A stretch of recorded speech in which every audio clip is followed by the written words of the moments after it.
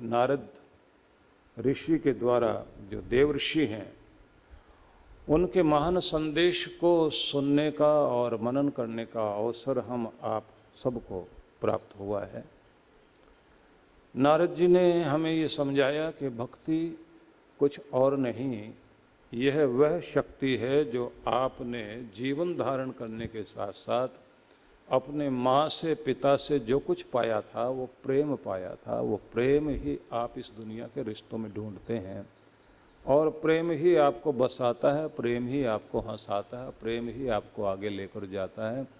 जहाँ जहाँ आप पीछे रह जाते हैं वहाँ लगता है कि प्रेम की कहीं ना कहीं कोई कमी रह गई है, पालन पोषण में कमी रह गई है। और प्रेम का मतलब वो नहीं है कि किसी बच्चे को जिद्दी बना दिया जाए, बिगड़ैल बना दिया जाए, उसकी हर बात पूरी कर दी जाए।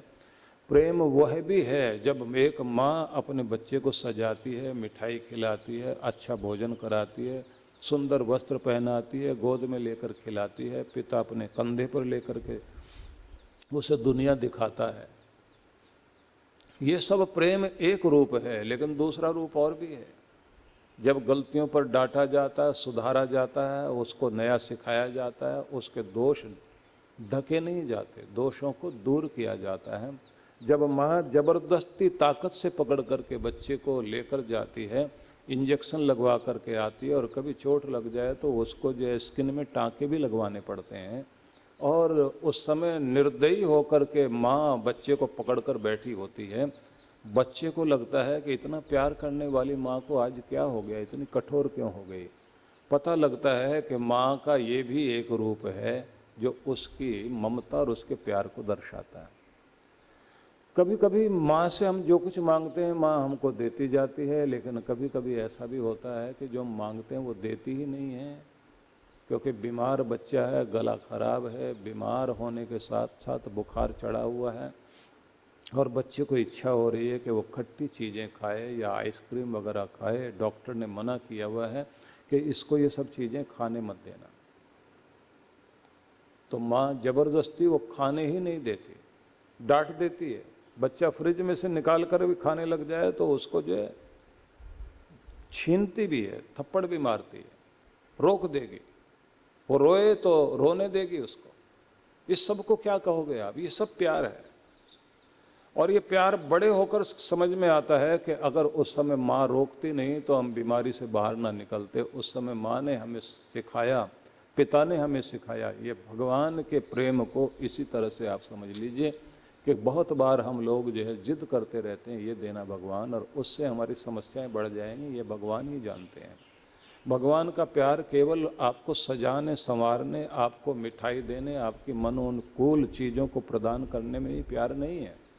उसका प्यार वो भी है कि जब वो आपको जन्म जन्मांतर तक दुख जो आप भोगेंगे उससे छुटकारा दिलाने के लिए आपको थोड़े समय के लिए कोई कष्ट देते हैं और आपको सुधरने का मौका देते हैं, आपको दुनिया को समझने का मौका देते हैं। ये सब चीज़ें प्यार के अंतर्गत ही आती है। गुरु जब प्यार करता है, शिक्षक प्यार करता है, तो उसको एक काम दिया जाता है, पढ़ाओ सिखाओ, लेकिन कमियां ढूंढते रहो। इसलिए जब कॉपी चेक की जाती है तो उसमें टीचर का ध्यान कहाँ जाता है? गलती पर ही जाएगा, बार बार गलती पर ध्यान जाएगा। गलती नहीं निकालेगा तो कोई सीख ही नहीं सकता, कोई कुछ बन ही नहीं सकता। ये टीचर का प्यार है। और गुरु तो आपके जीवन में, जैसे वैद्य, डॉक्टर का भी काम यही है। डॉक्टर आपके खाने पीने का ध्यान रखेगा, कौन सी चीज़ खानी है, कौन सी चीज़ नहीं खानी है, डांट करके मना कर देगा ये मत खा लेना। और अगर वैद्य या डॉक्टर मरीज की हाँ में हाँ मिलाने लग जाए, कुछ भी खाते रहो, कोई परहेज करने की जरूरत नहीं है, हमारी दवाई भी चलने दो, हमारे पैसे बनते रहें और तुम्हारा रोग भी चलता रहे, रिश्ता अच्छा बना रहे, वो प्यार नहीं है, वो स्वार्थ है। इसलिए नारद ऋषि ने यह कहा कि जो प्यार तुमने माता पिता से पाया और जो प्यार को तुमने समझा, उस प्रेम को लेकर के आप भगवान की तरफ देखो। वह परमात्मा तुम्हें बहुत प्यार करता है, उसकी हर चीज़ में प्यार है। जैसे माता पिता की हर हरकत में बच्चे के प्रति प्रेम ही प्रेम है। उनके डांटने में भी सोचिए जरा कि डांट करके कोई माँ जब कोने में बैठ कर के रोती है और बच्चे से छिपा ले जाती है, क्योंकि उसे डांटना पड़ता है बच्चे को, लेकिन दुख उसे खुद भी बहुत होता है कि मैंने अपने बच्चे को रुला दिया, और जानती है फर्ज पूरा करना पड़ेगा। दयालु है भगवान, कृपालु है भगवान, हर तरह से हमारा भला चाहता है, हमको सजा देना नहीं चाहता, हमें रोता हुआ देखना नहीं चाहता, लेकिन हमें सुधारेगा जरूर। और अगर नहीं सुधारेगा तो हम लोग जन्म जन्मांतर तक दुख भोगते रहेंगे, हमारी पीड़ा कभी खत्म नहीं होगी, हमारे आंसू कभी खत्म नहीं होंगे।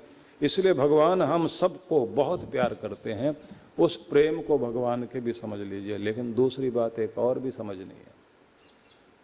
नारद जी ने कहा कि जो तुम प्रेम को लेकर के, जिनके प्रति प्रेम होता है तो उनके प्रति आप क्या करते हैं, उन्हें कुछ देना चाहते हैं, उनसे कुछ लेना नहीं चाहते। आप उनकी मुस्कुराहट देखकर खुश होते हो, उनके आंसुओं से आपको दर्द होता है। प्यार वाले व्यक्ति की हालत ये हो जाती है कि चोट किसी को लगी और आंसू किसी के आ रहे हैं। तो ऐसी स्थिति जो है प्रेम की होती है। प्रेम मित्रता है, प्रेम वात्सल्य है, प्रेम ममता है, प्रेम ही है जो प्रणय बनता है, प्रेम ही भक्ति बनता है, प्रेम ही श्रद्धा बनता है। उसी प्रेम को भक्ति का रूप बना करके भगवान को अर्पित करना शुरू कर दीजिए। इसलिए आइए आज मैं आपको उस सूत्र पर लेकर जाता हूँ जहाँ पर उन्होंने ये कहा कि लौकिक कर्म हो या वैदिक कर्म हो, वेद विहित कर्म जो है व्यक्ति को करने पड़ते हैं, यज्ञ याग करने पड़ते हैं, और लौकिक कर्तव्य को भी निभाना पड़ता है। मतलब यज्ञ याग धार्मिक कर्म कांड करते रहना पड़ता है। उन्होंने कहा कि ये करना जरूर, लेकिन इनको इतना महत्व मत दे देना कि तुम इन कर्म कांड में उलझे रहो और तुम्हारे अंदर का प्रेम भगवान तक न पहुंचे। इसलिए विचित्र स्थिति हो जाती है कि जिस समय हम लोग संसार की उन चीज़ों को निभाने में लगे रह जाते हैं, रीति रिवाज प्रथा परंपराएं इस तरह की बन जाती हैं कि वो जगड्वाल बन जाता है, उसमें उलझ जाते हैं लोग। और आपने देखा होगा हरिद्वार में लोग जाते हैं पिंडदान करने के लिए, लोग गया जाते हैं, अपने पूर्वजों के प्रति श्रद्धा व्यक्त करने भी जाते हैं। लेकिन जिस समय वहाँ कर्म कांड के नाम पर कुछ जरा ज़्यादा ही करा दिया जाता है, और वो जो ज़्यादा कराया जाता है उसमें यहाँ पैसे रखो, यहाँ पर फूल चढ़ाओ, यहाँ अब सर्दी जनवरी का महीना है या दिसंबर का महीना, गंगा में खड़े हो जाओ, 3 डुबकियाँ लगाओ, अब फलाना करिए। व्यक्ति की स्थिति प्रेम प्रकट करने वाली नहीं रह जाती। मतलब मैं ये एक छोटा सा उदाहरण दे रहा हूँ, आप उसको बहुत अलग तरह से भी ले सकते हैं। कितने तरह के कर्म कांड इस तरह से कराए जाते हैं कि उन कर्म कांडों को कराते कराते व्यक्ति जो है वो पूजा का उद्देश्य भूल जाता है, उसको उसकी यंत्रणा, उसकी पीड़ा मिल रही होती है। बहुत सारे लोग जो है कर्म कांड में उलझे रहते हैं, लेकिन उनका प्रेम और उनका ध्यान भगवान में नहीं जुड़ पाता। कुछ लोग जो है भजन गा रहे होते हैं तो वो अपने गले की एक्सरसाइज तो बहुत बढ़िया कर रहे हैं, ताल सुर भी चल रहा है, लेकिन लीन नहीं है भगवान में, उनका ध्यान भगवान में नहीं लगा हुआ। जो सुन रहे हैं वो भी ताल के साथ नाच कूद जरूर रहे हैं, लेकिन ध्यान भगवान में नहीं लग रहा। तो वो ये कहते हैं कि कोई भी कर्मकांड, कोई भी क्रिया, तुम्हारा जब तक प्रेम नहीं बनेगा, वो प्रेम व्यक्त करने का एक तरीका हो जाए कि तुम उसके प्रेम में झूमो, तुम्हारे रोम रोम से वो प्रकट हो रहा हो, तब वो भक्ति है। तब तुम इस दुनिया के नहीं हो।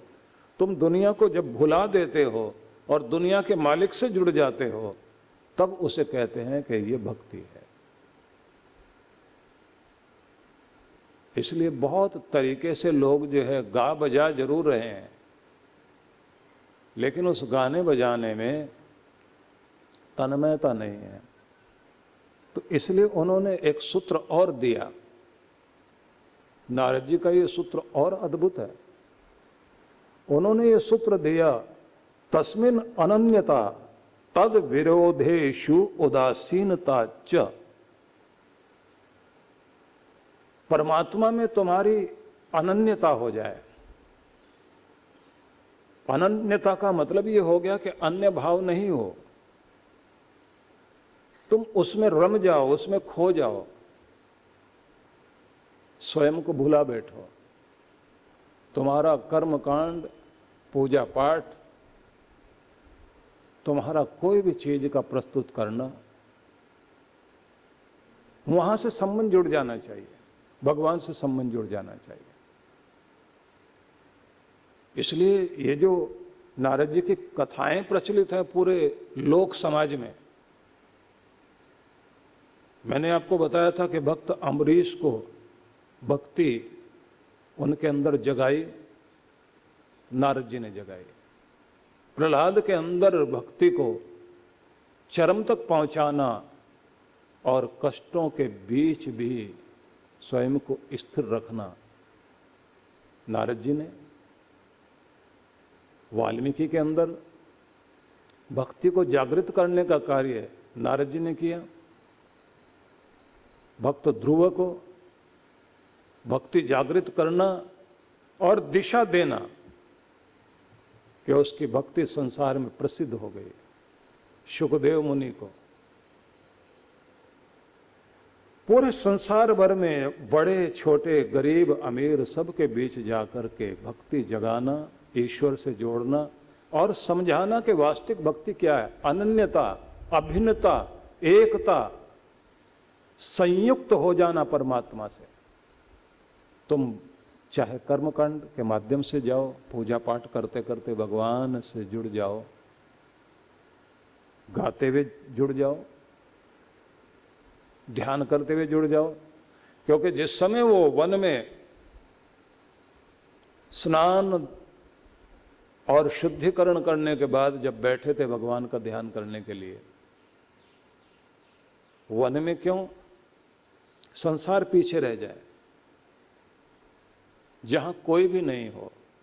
आपका मन भी वैसी स्थिति में आना चाहिए कि जहां आप के अंदर कोई भी संसार का एक व्यक्ति, मतलब एक विचार भी ना रहे, निर्विचार अवस्था में आ जाओ, शांत हो जाओ, अपने मौन में पहुंच जाओ। नारद जी भी शुद्ध भाव से, क्योंकि संतों के चरणों में रहे थे, 5 साल की उम्र में ही अनाथ हो गए। माँ के साथ रहते रहते संत सेवा करना, सत्संग सुनते रहना, ये सब भाव जाग गया था। फिर उन्हीं के बीच में रहे, वही कथाएं सुनते सुनते मन में ललक जाग गई, भगवान से मिलना है।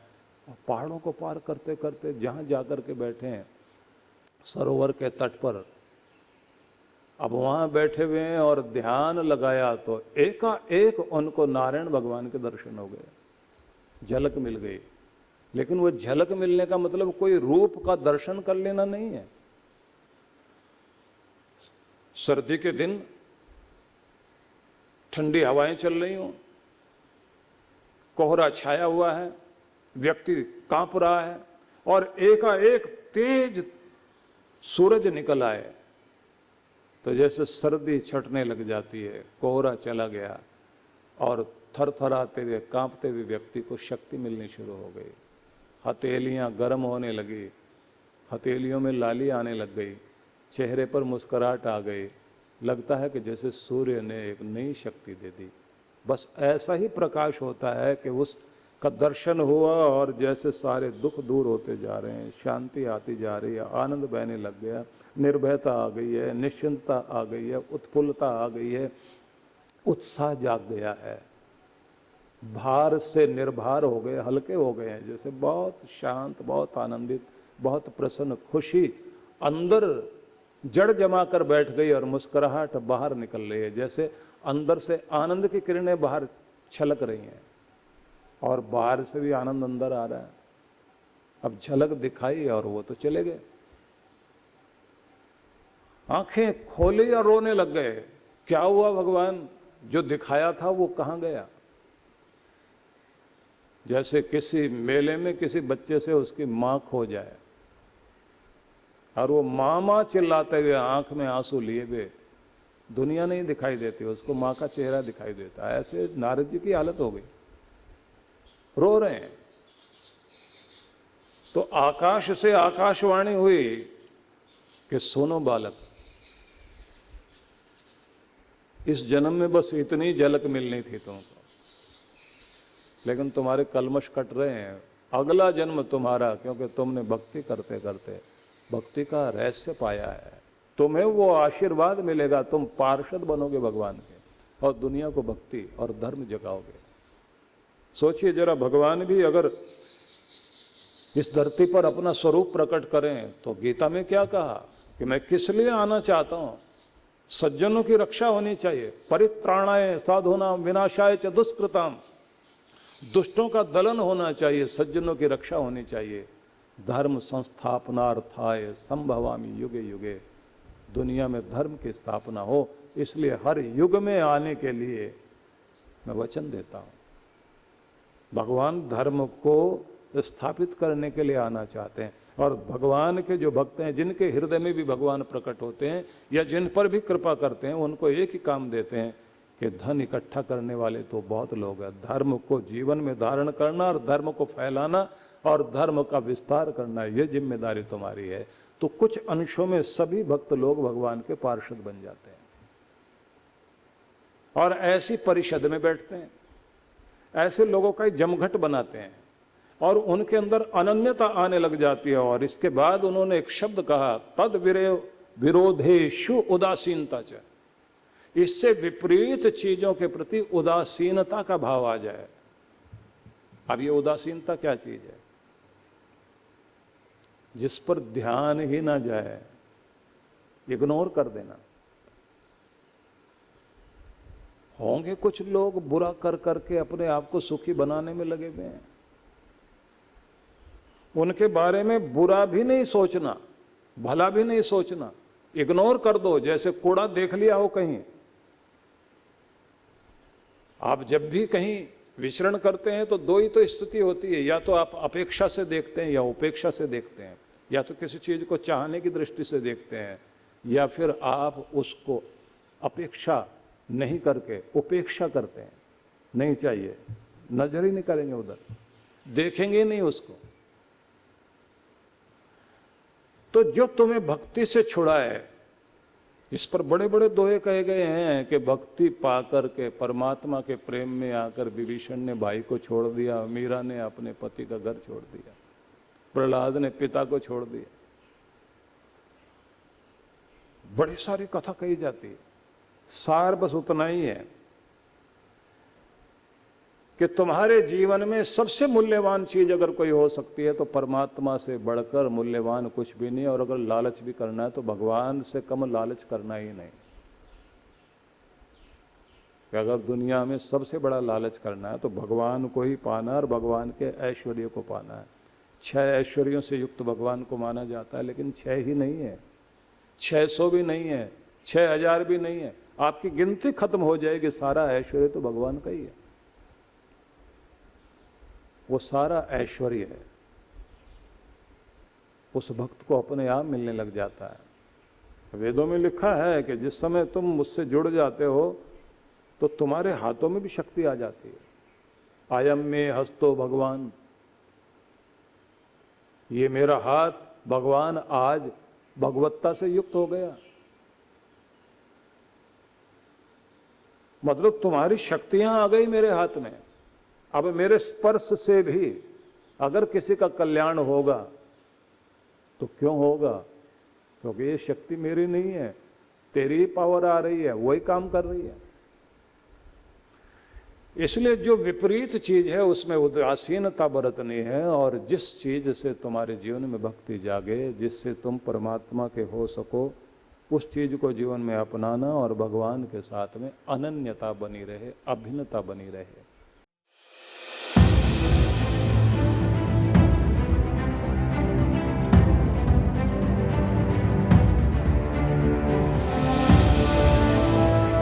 हम सभी सफल होना चाहते हैं, सुखी होना चाहते हैं, प्रसन्न रहना चाहते हैं और सब तरह से समृद्ध और उन्नत जीवन जीना चाहते हैं। हमें पता भी नहीं लगता कि कैसे हमारे हाथों से इतने सारे दिन निकलते चले गए, इतना सारा समय निकलता चला गया और आयु के उस मोड़ पर हम आकर के खड़े हो गए। 2022 के 365 दिनों में हम कैसे अपने जीवन को अधिक आनंदित और सफल जी सकते हैं, उसी के लिए यह एक जीवन निर्माण साधना जो 30-31 दिसंबर से लेकर के और 1 जनवरी तक आयोजित की गई है। 3 दिनों के लिए 1 घंटे के लिए हम लोग बैठेंगे ऑनलाइन और हम इसमें उस साधना को और उस विधि को अपनाएंगे, उस लाइफस्टाइल को भी साथ में जोड़ेंगे, जिससे हमारे जीवन में ज़्यादा कुछ परिवर्तन आ सके और स्वाभाविक रूप से आ सके, सहज रूप में आ सके। तो इसके लिए आप सबको आमंत्रित किया जा रहा है और नववर्ष महोत्सव का एक सुंदर अवसर हम सबको प्राप्त हो रहा है 1 जनवरी को 2022 को, जिसमें आप सबको आमंत्रण दिया जा रहा है। सभी एक मंगल यात्रा में शामिल होंगे, मंत्र पाठ करते हुए, गाते बजाते हुए, और साथ साथ में उस दिन आप सबको यज्ञ करने का अवसर तो मिलेगा ही मिलेगा। एक नई अफर्मेशन के साथ, संकल्प के साथ में अपने दिन की हम लोग शुरुआत करेंगे और उसी नववर्ष के उजाले में हम लोग अपने आने वाले समय का सपना भी देखेंगे। इस महोत्सव के लिए मैं आप सबको आमंत्रित करता हूँ।